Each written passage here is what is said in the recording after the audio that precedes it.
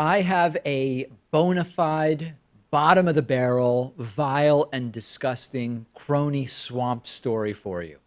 Equifax's own former lawyer is going to be running the office that will be in charge of investigating the recent Equifax breach. Equifax is one of the big three credit reporting agencies, along with TransUnion and Experian, and Equifax had this massive data breach. We learned about it in September of last year. It happened sometime between May and July of last year. And the data of more than 145 million Americans was accessed by cyber criminals. Credit card credentials for some of those people were accessed. More general information for another 2.5 million people. Total nightmare, right? My data was caught up in the breach. A lot of people's data caught up in the breach. Really horrific. Andrew Smith has just been confirmed on a 100% party line vote by Republicans to run the Federal Trade Commission's Consumer Protection Office, which will be investigating the Equifax breach. He used to be Equifax's lawyer. So there's like 3 or 4 layers of garbage here. First is the obvious one, right? Which is this guy's totally discredited in advance as an investigator of Equifax.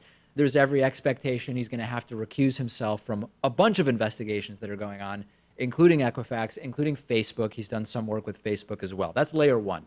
Second layer is that, yeah, on paper, he was a lawyer for a lot of these companies, but he wasn't really a lawyer in the traditional sense in some of these. He was basically a lawyer in the lobbyist sense for a lot of companies. Companies would go to Andrew Smith and they'd hire him as a lawyer, but specifically so that he would help their relationship with the FTC, the Federal Trade Commission, to make life easier for them in their doing business. And then the next layer, not surprisingly, with anyone who's Trump connected or anybody that Trump likes or anybody that Trump appoints, is that Andrew Smith has also represented some straight up immoral bottom feeders. Like, for example, a payday lending mogul named Scott Tucker, who was eventually sentenced to 16 years in prison for racketeering. So Andrew Smith is, without question, he's effectively a corporate lobbyist lawyer. Trump said there was going to be no more of this lobbyists as part of government stuff. We're going to drain the swamp, get the revolving door out of there. And then this guy's going to be running one of the commissions that's part of the broader FTC. This is regulatory capture, right? Regulatory capture, I've talked about this term before, never as much as under this administration. Regulatory capture is when you've got regulatory agencies that supposedly exist to be in the public's interest, right? They are supposed to act in the public interest.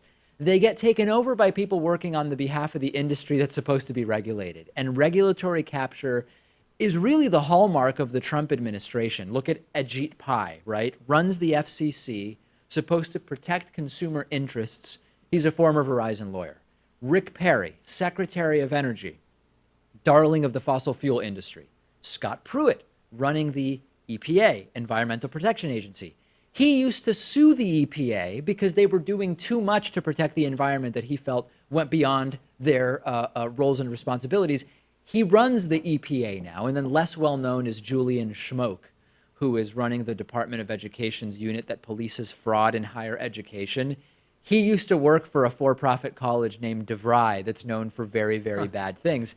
The regulatory capture that's going on under this administration is stunning, but you got to be careful, Pat, because a lot of times when we on the left point out regulatory capture, the anti-regulation small government crowd will say, you know what, David? You're right. We shouldn't have these regulatory agencies because of the fact that these swamp fillers are being brought in.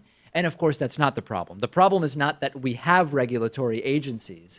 It's that industry controls them and they're not actually doing the regulation that they're supposed to be doing. So we got to be careful when we talk about this to make sure that it's clear that we're not suggesting not regulating. I think they would argue that there's a very narrow field of people who would qualify to be the head of the FTC. Like with no conflicts, you mean? Right, yeah. So they would have to go to someone in the industry, someone working for Equifax, let's say. Or that these are the most knowledgeable people, they like to say. Yeah, and maybe an alternative wouldn't be the best. Like maybe it's a career bureaucrat, but certainly it's better than someone who's worked in Verizon or any of these other businesses. I think that's the point, which is we need credible regulation that actually controls the power of corporations. And it's really dangerous to say regulatory capture is bad But the answer is forgetting about regulation because businesses have an interest to regulate themselves anyway, which is sort of like the most laughable talking point at this point anyway. The solution is we have to dig deeper and solve the problem, not throw the entire idea in the garbage, which is what a lot of so-called small government conservatives want to do. But it's really, really bad out there. And of course, Trump doing the exact opposite of what supposedly he was going to be doing.